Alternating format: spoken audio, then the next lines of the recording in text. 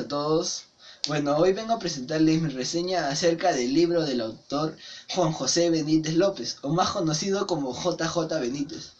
Y bueno, antes de empezar la reseña, voy a hablarles un poco de este autor. Un poco nomás, porque no me voy a explayar mucho, porque esta reseña... No me hagas la cámara. Ya, esta reseña va a ser sobre el libro, no sobre el autor. Así que, bueno, Juan José o JJ Benítez es un periodista español conocido en su país y es reconocido por sus investigaciones acerca del fenómeno ovni y por su libro, su obra magnífica, que es Caballo de Troya. Y bueno, en sí, esta serie, este libro es una saga. Son 10 libros. Este es el capítulo 1. Y como ya se lo imaginarán, no sé por qué hablo en plural, si nadie va a ver este video.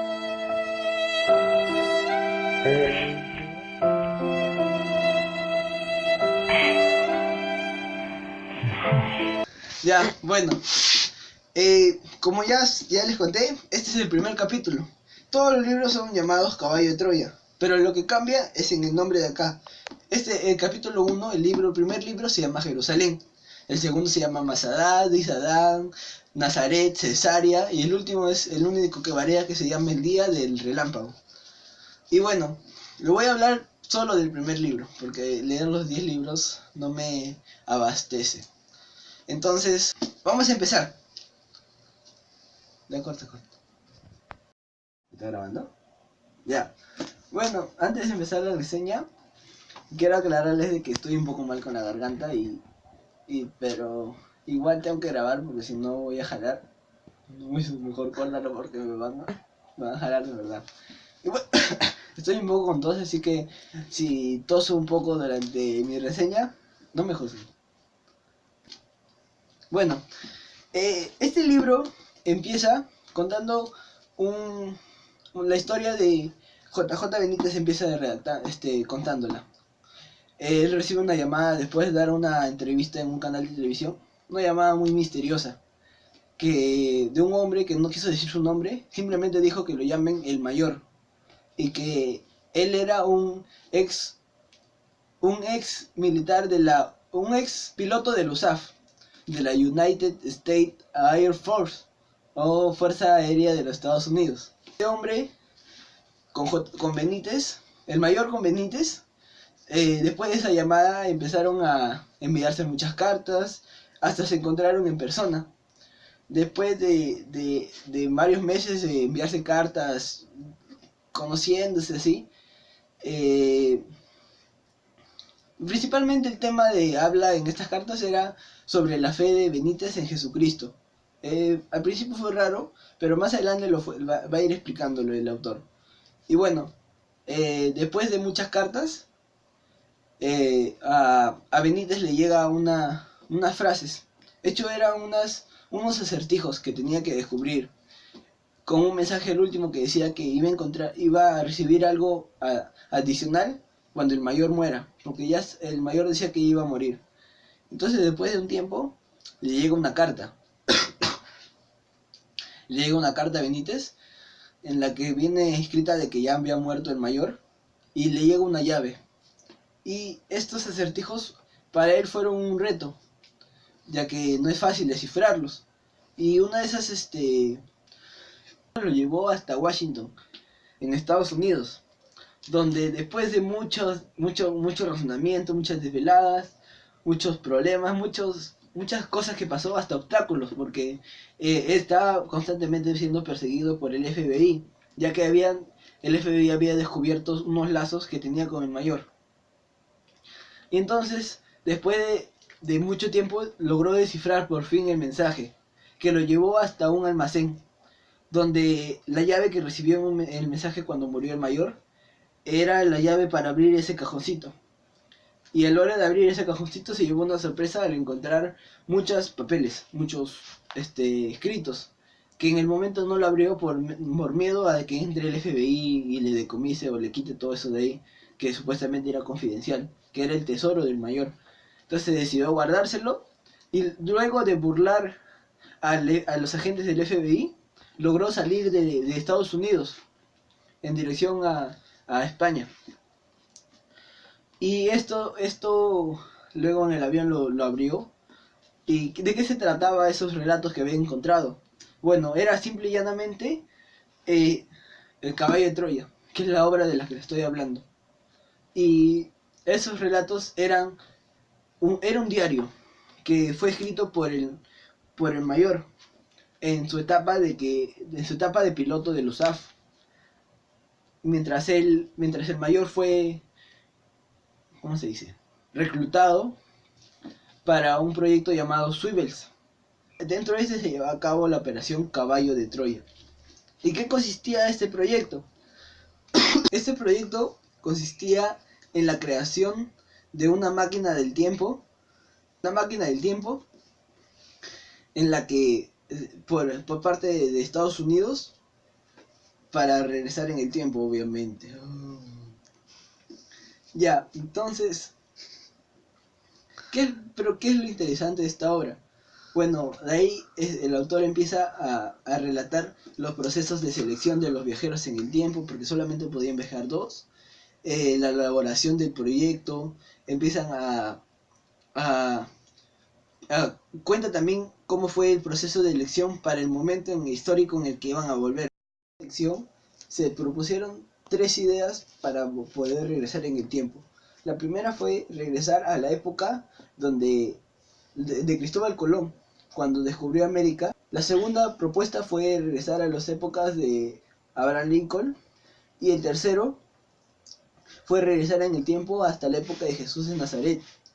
Y por votación se eligió regresar a la época de Jesús de Nazaret. Y también el mayor es elegido como uno de los dos viajeros en el tiempo para poder regresar hasta la época de Jesús de Nazaret. Y para ello él tiene que aprender las costumbres de Israel, el idioma, aprenderse la Biblia, ya que él era agnóstico. Y después de esto ya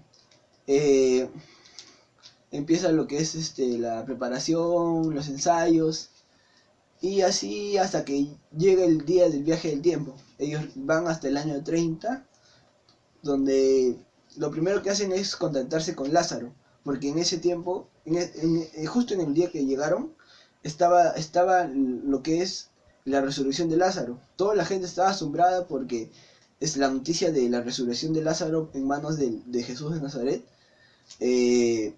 Todo se había expandido y toda la gente estaba asombrada. Por lo que contactaron con Lázaro, lo que él les confirmó y les dijo que sí, que él había muerto, sus amigos también lo confirmaron. Y después de eso conoció a Jesús. Y así todo el libro se trata de cuando el mayor conoce a Jesús, sus características.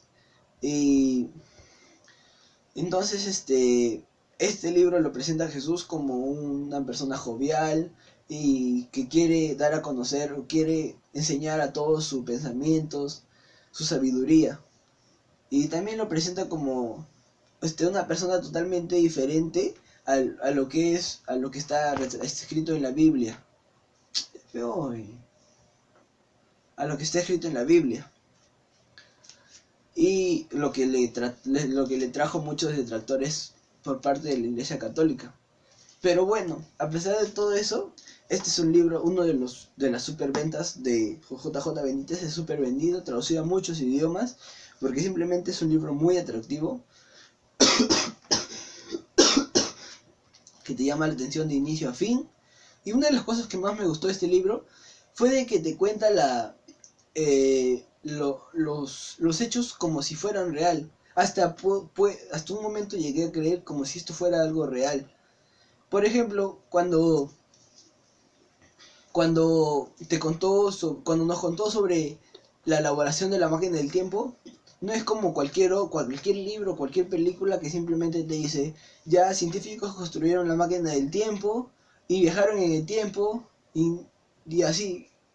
En cambio este libro no simplemente dicen que construyeron la máquina del tiempo, dicen cómo la construyeron, mediante procesos físicos, químicos, la inversión de los swivels. Por ejemplo, les voy a leer un pequeño párrafo de la descripción de elaboración físico. ¿Dónde está?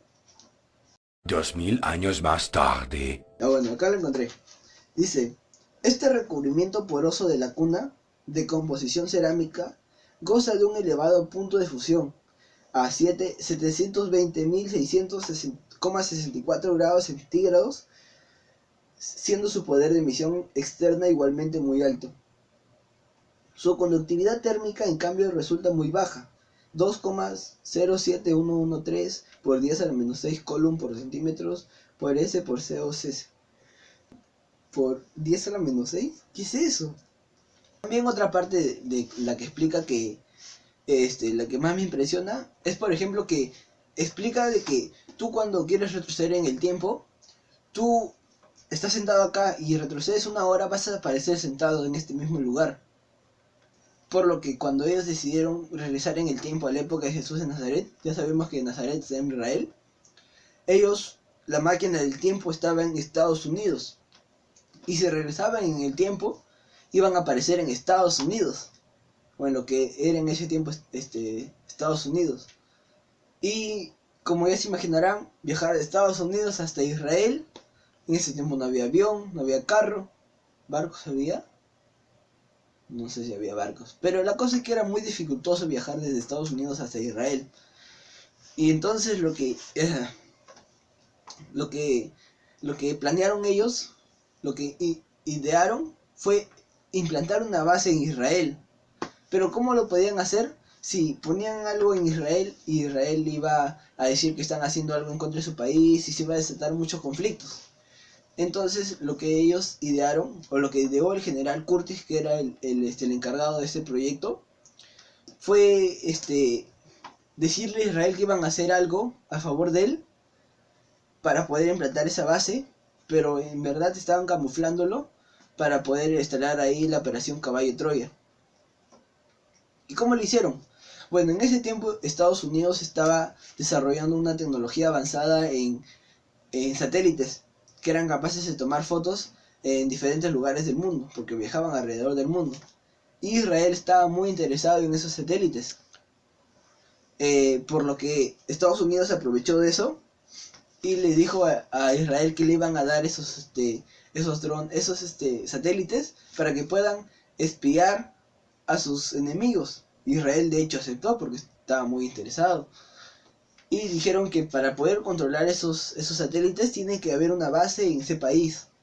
Lo cual era mentira, porque esos satélites se podían controlar hasta Estados Unidos. Todo era un pretexto como para poder implantar la base y ahí poder construir la máquina del tiempo. Y así lo hicieron. Pusieron la base en el Monte de Olivo, que fue el lugar donde al retroceder aparecieron en ese lugar. Y bueno, así es como este libro me encantó mucho y de verdad se los recomiendo leerlo. Es un gran libro y espero tener la oportunidad y el tiempo para poder leer las demás sagas. Gracias.